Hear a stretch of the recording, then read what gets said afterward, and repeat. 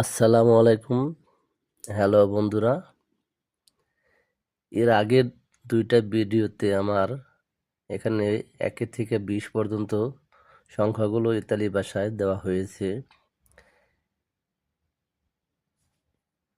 এরপরে এখানে দেওয়া হয়েছে 30 থেকে 100 পর্যন্ত।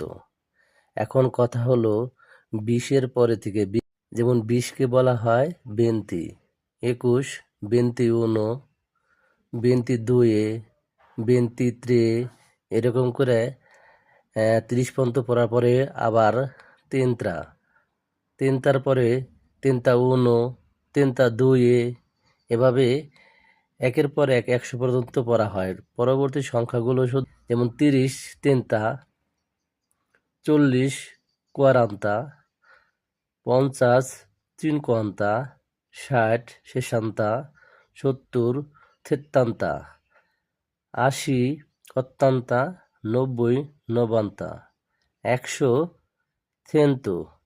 এই সংখ্যাগুলো মুখস্থ রাখলেই পরবর্তীতে শুধু সব সংখ্যার পরে উনো, এক, দুয়ে, দুই, ত্রে, তিন এরকম করে বসায় দিলেই হবে।